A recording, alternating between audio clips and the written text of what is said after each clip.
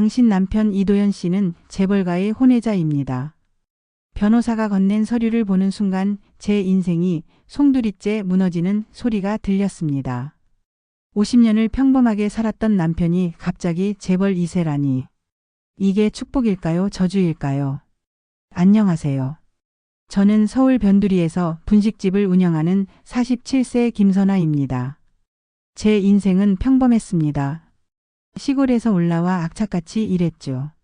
새벽 4시에 일어나 김밥을 말고 떡볶이를 끓였습니다. 손가락은 늘 빨갛게 물들어 있었고 기름 냄새가 몸에 배어 있었죠. 하지만 불평하지 않았습니다. 내 손으로 번 돈으로 아이들을 키운다는 자부심이 있었으니까요. 남편 이도현은 중견기업 부장이었습니다.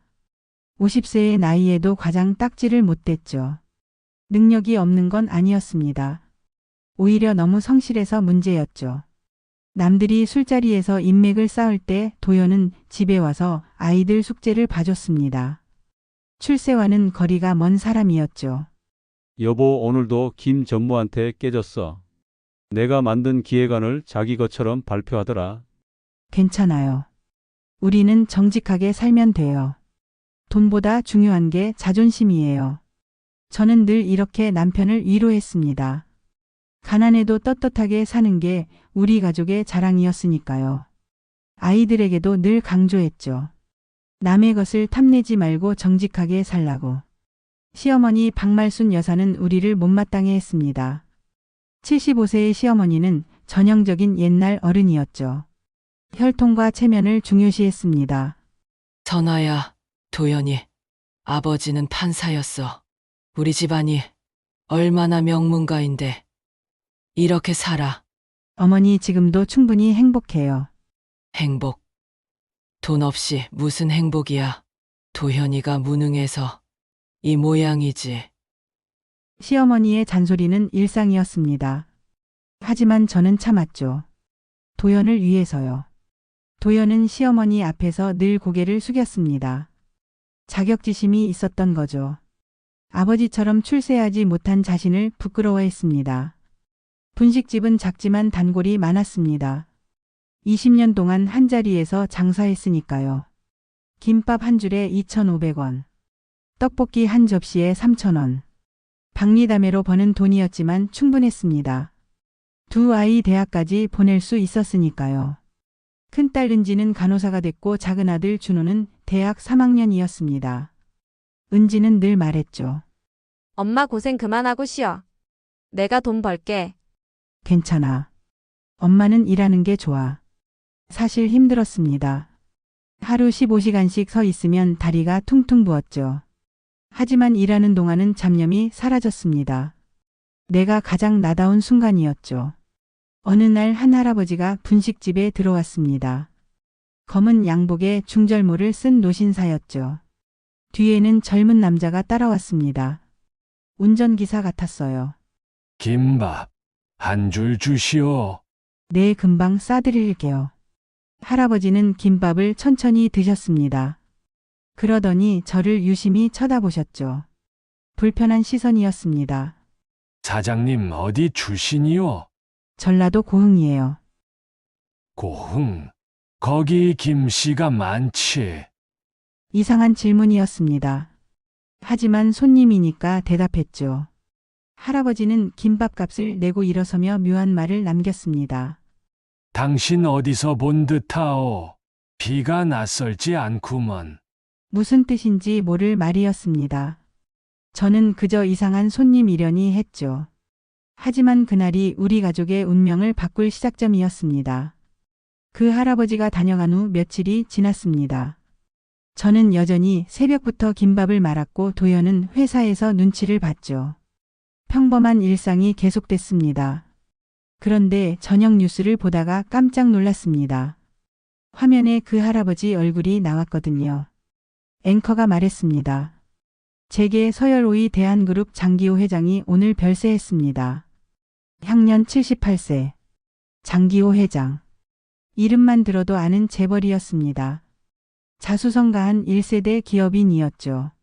젊은 시절 바람둥이로 유명했다는 소문도 있었습니다. 그런 사람이 우리 분식집에 왔었다니 믿기지 않았습니다. 여보, 이 할아버지 며칠 전에 우리 가게 왔었어. 도연이 화면을 보며 놀랐습니다. 정말? 장기호 회장이? 왜 우리 같은 서민 분식집에? 몰라. 김밥 한 줄 먹고 갔어. 이상한 말도 했고, 무슨 말? 피가 낯설지 않다고. 무슨 뜻인지 모르겠어. 도연의 표정이 묘하게 변했습니다. 뭔가 생각하는 듯 했죠. 하지만 곧 고개를 저었습니다. 그냥 늙어서 헛소리한 거겠지. 하지만 도연은 그날부터 뉴스를 유심히 봤습니다. 장기호 회장 관련 기사를 찾아 읽었죠. 재산이 10조 원이 넘는다는 기사를 보며 한숨을 쉬었습니다. 10조. 우리 같은 사람은 상상도 못할 돈이네. 돈이 다가 아니에요. 우리도 충분히 행복하잖아요. 행복? 선아야, 나는 50년 동안 뭘 한 거지? 회사에서는 만년 과장이고 집에서는 무능한 가장이고. 도연의 자격지심이 또 시작됐습니다. 저는 위로했지만 도연의 표정은 어두웠죠. 시어머니가 전화를 걸어왔습니다. 장기호 회장 죽었다며? 우리 집안하고도 인연이 있었는데 어머니가 아세요?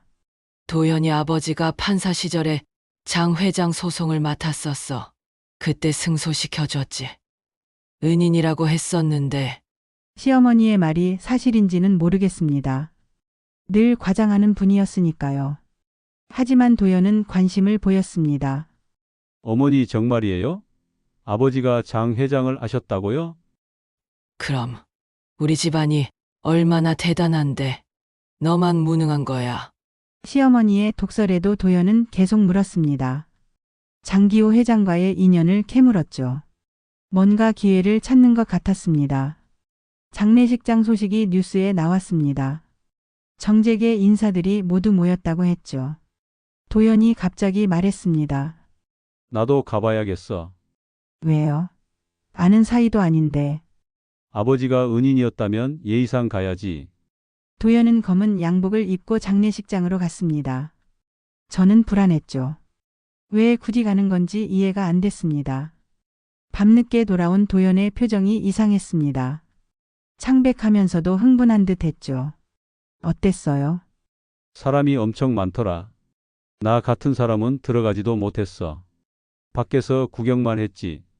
그럼 왜 그렇게 늦었어요? 그냥 생각할 게 있어서. 도연은 그날 밤 잠을 못 잤습니다.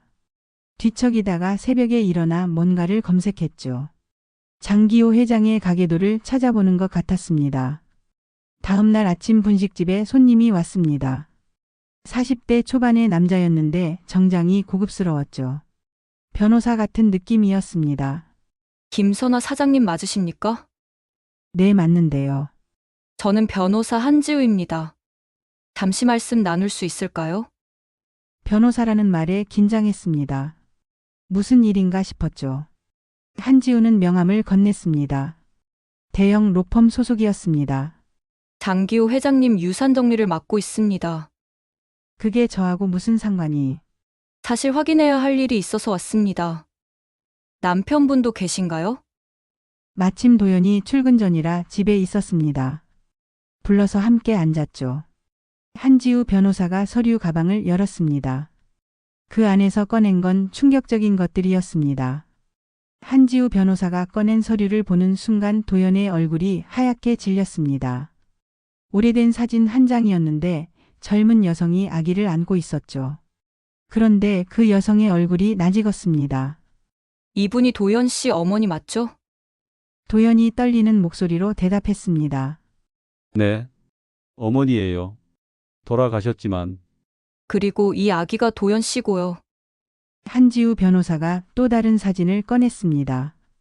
젊은 시절의 장기호 회장이었죠. 도연 어머니와 나란히 서 있었습니다. 친밀해 보였습니다. 무슨 뜻이죠? 이게 왜? 도연이 말을 더듬었습니다. 저도 상황을 이해할 수 없었죠. 한지우 변호사가 침착하게 설명했습니다. 장기호 회장님이 돌아가시기 전 유언을 남기셨습니다. 혼외자가 있다고요? 그 사람이 바로 이도연 씨입니다. 순간 분식집 안이 조용해졌습니다.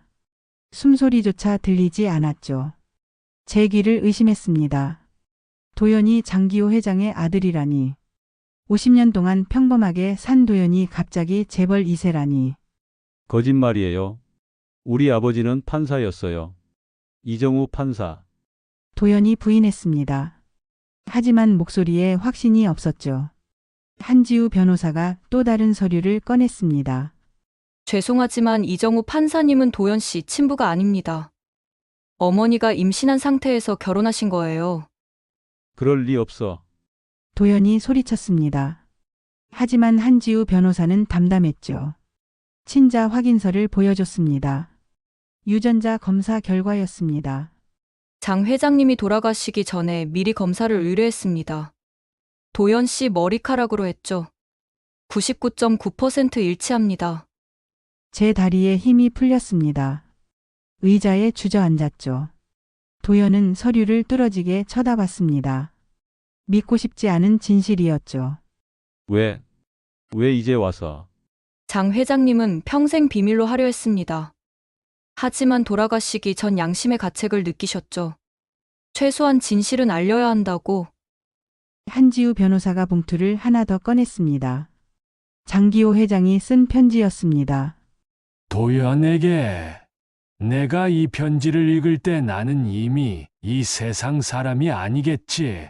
용서를 구한다. 내 어머니를 사랑했지만 책임지지 못했다.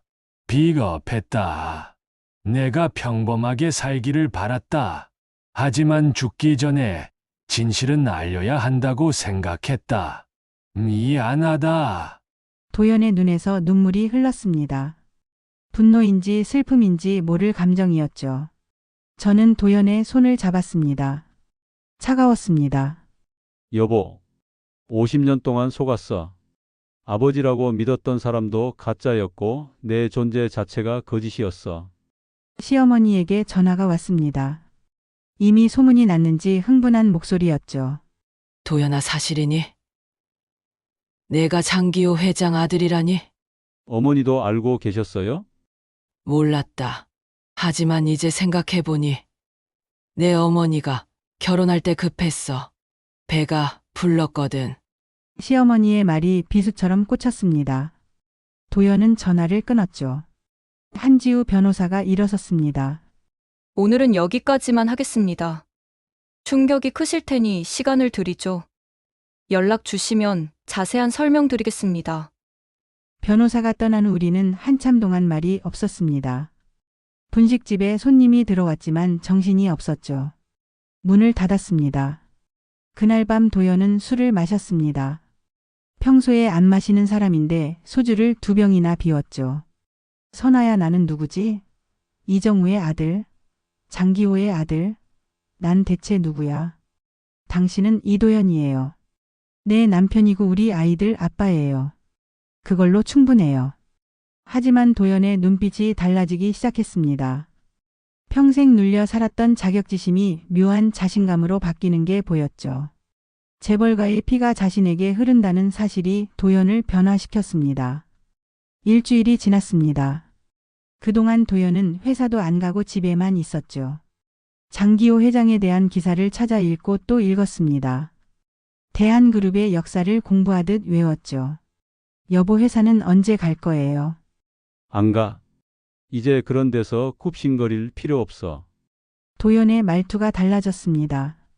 평생 몸에 밴 겸손함이 사라졌죠. 오만함이 그 자리를 채웠습니다. 한지우 변호사가 다시 찾아왔습니다.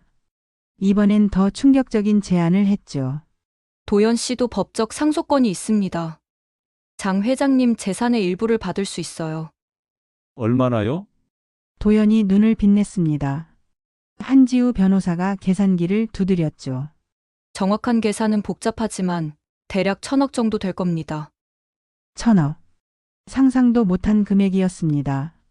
평생 벌어도 못 만질 돈이었죠. 도연의 얼굴이 붉어졌습니다. 흥분을 감추지 못했죠. 받을 수 있는 거죠? 내 권리잖아요? 네, 하지만 한지우 변호사가 말을 이었습니다. 재벌과 자식들이 가만히 있지 않을 겁니다. 법적 다툼이 길어질 수 있어요. 상관없어요. 내 것을 찾는 건데. 도연의 변화가 무서웠습니다. 눈빛이 날카로워졌죠. 욕심이 가득했습니다. 저는 불안했습니다. 여보, 그냥 포기해요. 우리는 지금도 충분히 행복해요. 행복? 선아야, 1,000억이야. 우리 인생이 완전히 바뀔 수 있어. 돈이 전부가 아니에요. 우리가 늘 아이들에게 가르친 거 잊었어요? 정직하게 살자고. 정직? 50년 동안 정직하게 살았더니 뭐가 남았어? 가난뿐이잖아. 도연의 말에 가슴이 아팠습니다. 우리의 삶을 가난이라고 정의하다니. 함께 일궈온 소중한 일상을 무가치하게 여기다니. 소문은 빠르게 퍼졌습니다. 동네 사람들이 수군거렸죠. 분식집에 오는 손님들도 이상한 눈빛으로 봤습니다. 사장님 남편이 재벌 아들이라면서요. 부자 되시겠네요. 이제 이런 장사 안 하셔도 되겠어요. 사람들의 시선이 부담스러웠습니다. 평범했던 우리 가족이 하루아침에 구경거리가 됐죠. 은지가 집에 왔습니다. 병원에서도 소문이 났다고 했죠. 아빠 정말이에요. 재벌 회장 아들이라니. 그런가 보다. 그럼 우리도 재벌가 사람이 되는 거예요. 은지도 혼란스러워했습니다. 평생 자랑스러워했던 아버지의 정체성이 흔들렸으니까요. 준호는 더 심했습니다. 아빠 짜증나요. 친구들이 다 물어봐요. 재벌 2세냐고. 무시해. 곧 잠잠해질 거야. 하지만 잠잠해지기는커녕 더 시끄러워졌습니다. 신문에 기사가 났거든요. 장기호 회장 숨겨진 아들 50년 만에 나타나다. 우리 가족 사진까지 실렸습니다. 시어머니가 집에 왔습니다. 이번엔 태도가 완전히 달라졌죠. 도연아, 이제 우리도 재벌가야. 명품 좀 사줘. 체면이 있지지. 어머니 아직 아무것도 정해진 게 없어요. 무슨 소리야. 내가 장기호 아들인데 당연히 재산 받아야지. 시어머니까지 돈에 눈이 멀었습니다. 온 가족이 흔들렸죠. 돈이라는 괴물이 우리 가족을 삼키고 있었습니다. 재벌가에서 연락이 왔습니다. 장기호 회장의 장남 장준서 회장이었죠. 만나자고 했습니다. 도연은 기대에 부풀었습니다. 형제로 인정받을 거라고 생각했죠. 약속 장소는 대한그룹 본사 회장실이었습니다. 도연은 새 양복을 사입고 갔습니다. 저도 따라갔죠. 불안했거든요. 회장실은 압도적이었습니다. 한층 전체가 사무실이었죠. 장준서 회장이 기다리고 있었습니다. 차가운 눈빛이었습니다. 이도현 씨? 아니 이제 동생이라고 불러야 하나? 비웃는 투였습니다. 도연이 어색하게 웃었죠. 형님, 이라고 불러도 될까요? 형님? 웃기는군. 50년 동안 없었던 사람이 갑자기 형님이라? 장준서의 말투는 날카로웠습니다. 환영받을 거라는 도연의 기대는 산산조각 났죠. 우리 아버지 유언 때문에 어쩔 수 없이 만나는 거요. 분명히 하죠. 당신은 가족이 아니오. 하지만 같은 피가. 피? 개나 고양이도 피는 나눠요. 그게 가족을 만드나? 우리는 50년 동안 함께했고 당신은 그냥 남이오. 도연의 얼굴이 창백해졌습니다. 무시당하는 게 너무 익숙한 표정이었죠. 회사에서도 늘 그랬으니까요. 그래도 법적으로. 법? 좋아요. 법대로 하죠. 하지만 경고 하나 할게요. 우리 변호사 팀이 300명이요. 당신이 이길 확률은 제로요. 협박이었습니다. 노골적인 압박이었죠. 장준서가 서류를 내밀었습니다. 여기 서명하시오. 상속 포기 각서요. 대신 위로금으로 10억 드리죠. 10억. 적은 돈은 아니었습니다. 하지만 1,000억에 비하면 푼돈이었죠. 도연이 고민했습니다. 생각할 시간을. 시간 1분 드리죠. 예스 or no. 압박이 심했습니다. 도연이 떨리는 손으로 펜을 들었습니다. 서명하려는 순간 제가 막았습니다. 잠깐만요. 이건 협박이에요. 정당한 권리를 포기하라니. 장준서가 저를 쳐다봤습니다. 무시하는 눈빛이었죠. 분식집 사장님이시죠? 여기는 당신 같은 사람이 올 곳이 아니오. 모욕적이었습니다. 하지만 참았죠. 도연을 위해서. 우리는 가난해도 정직하게 살았어요. 당신들처럼 남을 짓밟고 살지 않았어요. 정직? 그게 밥 먹여주나요? 세상은 힘 있는 자가 지배하는 거요. 도연이 갑자기 일어났습니다. 서명하지 않고 서류를 밀어냈죠. 다시 연락드리겠습니다. 우리는 회장실을 나왔습니다. 엘리베이터 안에서 도연이 말했습니다. 고마워, 선아야. 하마터면 서명할 뻔했어. 천천히 생각해요. 서두를 필요 없어요. 하지만 집에 돌아오니 시어머니가 난리였습니다. 뭐? 10억을 거절했다고? 미쳤어? 어머니 정당한 권리를 찾아야죠. 1,000억. 그런 돈을 어떻게 받아? 10억이라도 받았어야지. 시어머니와 도연이 싸웠습니다. 돈 때문에 가족이 갈라졌죠. 은지와 준호도 혼란스러워했습니다. 분식집도 엉망이 됐습니다. 손님들이 구경 오듯 왔다가 사진만 찍고 갔죠. 진짜 손님은 불편해서 오지 않았습니다. 매출이 반토막 났습니다. 사장님 이제 분식집 안 하셔도 되잖아요. 부자 되실 텐데. 아직 정해진 게 없어요. 에이 재벌 며느리가 김밥을 말아요. 이제 그만하세요. 사람들의 편견이 싫었습니다. 20년 동안 정성껏 운영한 가게가 한순간에 구경거리가 됐으니까요. 도연은 회사에 사표를 냈습니다. 이제 그런 데서 일할 필요 없어. 여보 아직 재산도 못 받았는데. 받을 거야, 내 권리니까. 도연의 확신이 무서웠습니다. 평생 소심했던 사람이 갑자기 당당해졌으니까요. 돈이 사람을 이렇게 바꾸는구나 싶었습니다. 한지우 변호사가 소송 준비를 시작했습니다. 도연은 매일 변호사 사무실에 갔죠. 서류를 검토하고 전략을 짰습니다. 완전히 다른 사람이 됐습니다. 재벌가에서 역공이 시작됐습니다. 언론에 기사가 났죠. 50년 만에 나타난 자칭 혼외자 진짜일까? 도연을 사기꾼으로 몰았습니다. 여보 이 기사 봤어요? 신경 쓰지 마, 저들의 언론 플레이야. 도연은 담담했습니다. 하지만 저는 견디기 힘들었죠. 분식집에 찾아온 기자들이 캐물었습니다. 사장님 남편이 정말 장기호 회장 아들 맞아요? 노코멘트요. 돈 때문에 거짓말하는 거 아니에요? 모욕적인 질문들이 쏟아졌습니다. 20년 동안 쌓아온 신용이 하루아침에 무너졌죠. 재벌가 자녀들과의 공식 만남이 잡혔습니다. 법원 조정실에서였죠.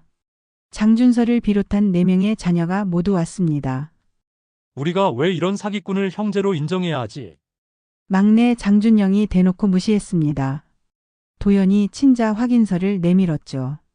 사기꾼이 아니에요. 유전자 검사 결과예요. 그게 조작 아닌지 어떻게 알아? 요즘 기술로는 뭐든 가능하잖아. 둘째 장미희가 비웃었습니다. 50년 동안 어디 있다가 이제 나타난 거야? 아버지 돌아가시자마자? 저도 몰랐어요. 최근에 알게 된 거예요. 거짓말 돈 냄새 맡고 온 거지. 셋째 장준호가 날카롭게 공격했습니다. 도연은 변명도 못했죠. 사실 돈에 욕심이 생긴 건 맞으니까요. 백보양보해서 당신이 아버지 아들이라 쳐. 그래서 우리랑 무슨 상관이야? 장준서가 핵심을 찔렀습니다. 우리는 50년 동안 가족이었어. 아버지 회사를 함께 키웠고 당신이 한 게 뭐가 있어? 할 말이 없었습니다. 도연은 정말 아무것도 한 게 없었으니까요. 그저 혈연 관계일 뿐이었죠. 그래도 법적으로. 또 법? 좋아. 법대로 하자. 10년이든 20년이든 싸워보자고. 재벌가의 벽은 높았습니다. 돈도 돈이지만 자존심 싸움이었죠. 인정받지 못하는 혈유. 도연은 상처받았습니다. 집에 돌아온 도연은 술을 마셨습니다. 요즘 매일 마셨죠. 선아야, 내가 뭘 잘못한 거야? 태어난 게 죄야? 여보 그만해요. 포기하자고요. 포기? 이제 와서 회사도 그만뒀는데. 도연이 화를 냈습니다. 처음으로 저에게 소리를 질렀죠. 당신이 뭘 알아? 평생 무시당한 기분을? 이제 기회가 왔는데 포기하라고. 우리 예전처럼 살면 안 돼요. 행복했잖아요. 행복? 그게 행복이었어? 가난한 게? 도연의 말에 가슴이 찢어졌습니다. 20년 결혼 생활이 부정당한 기분이었죠. 시어머니가 또 찾아왔습니다. 도연아, 소송 어떻게 되고 있어? 진행 중이에요. 빨리 돈 받아. 나도 이제 재벌가 사돈이라고 자랑하고 싶어. 시어머니의 허영심도 견디기 힘들었습니다. 온 가족이 돈에 미쳐가고 있었죠. 은지가 전화했습니다. 엄마 저 회사 그만둘까 봐요. 왜? 사람들이 수군거려요. 재벌 딸이 왜 간호사 하냐고. 준호도 학교에서 놀림받는다고 했습니다. 평범했던 우리 가족이 완전히 망가졌습니다. 한지우 변호사가 충격적인 사실을 알려줬습니다. 장기호 회장이 도연 씨 존재를 오래전부터 알고 있었어요. 뭐라고요? 도연이 놀랐습니다. 저도 믿기지 않았죠. 30년 전 이미 조사를 했더군요. 하지만 일부러 모른 척한 거예요. 왜요? 재벌가의 평화를 위해서죠. 혼외자 인정하면 집안이 난리 나니까. 도연의 얼굴이 붉어졌습니다. 분노가 치밀어 올랐죠. 30년 동안 알면서도 모른 척 했다고? 나를 버렸다고? 그리고 한 가지 더 있어요. 한지우 변호사가 서류를 꺼냈습니다. 은행 거래 내역이었죠. 이정우 판사님 계좌로 매달 돈이 입금됐어요.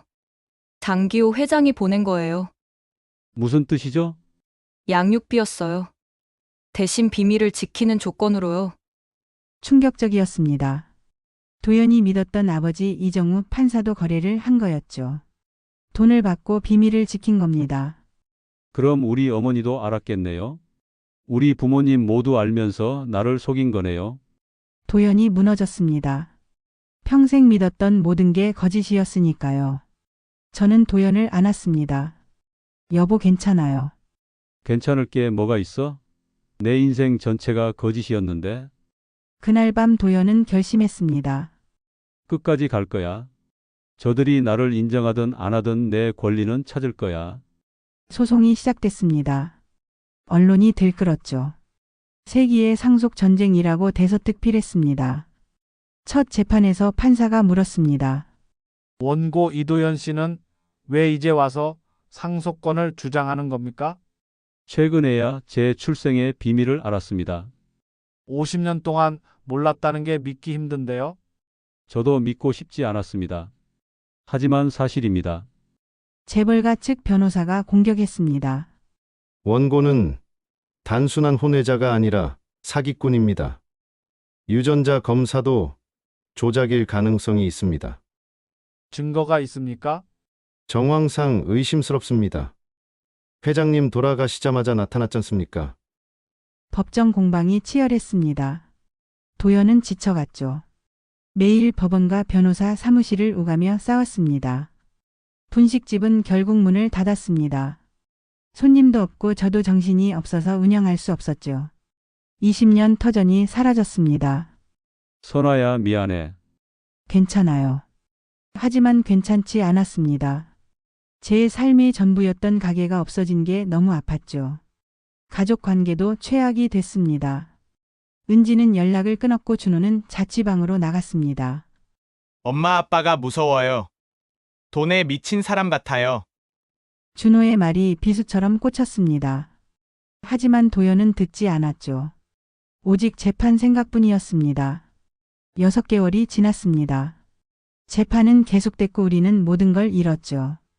돈도 가족도 행복도. 결국 1심 판결이 났습니다. 도연의 패소였죠. 원고의 상속권은 인정하지만 시효가 지났다. 법적으로는 맞는 말이었습니다. 상속 개시를 한 날로부터 3개월 내에 청구해야 하는데 놓친 거죠. 도연이 절규했습니다. 이게 정의입니까? 50년 동안 속았는데 하지만 법은 차가웠습니다. 도연은 항소했지만 가능성은 희박했죠. 집에 돌아온 도연은 완전히 망가졌습니다. 회사도 없고 돈도 없고 이제 희망도 없었죠. 선아야, 내가 바보였어. 욕심부렸다가 모든 걸 잃었어. 이제라도 깨달았으면 됐어요. 하지만 너무 늦었습니다. 집도 팔아야 했고 빚도 생겼죠. 변호사 비용이 어마어마했거든요. 시어머니가 마지막으로 찾아왔습니다. 도연아, 너 때문에 망신이야. 동네 사람들이 다 비웃어. 죄송해요, 어머니. 죄송은 무슨. 처음부터 욕심내지 말았어야지. 시어머니까지 등을 돌렸습니다. 우리는 정말 혼자가 됐죠. 은지가 오랜만에 전화했습니다. 엄마 괜찮아요? 응, 괜찮아. 아빠는요? 많이 힘들어해. 엄마가 말렸잖아요.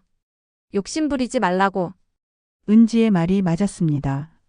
제가 처음부터 반대했죠. 하지만 도연은 듣지 않았습니다. 돈이라는 마약에 중독됐던 거죠. 어느 날 한지우 변호사가 마지막으로 찾아왔습니다. 화해 제안이 왔어요. 화해요.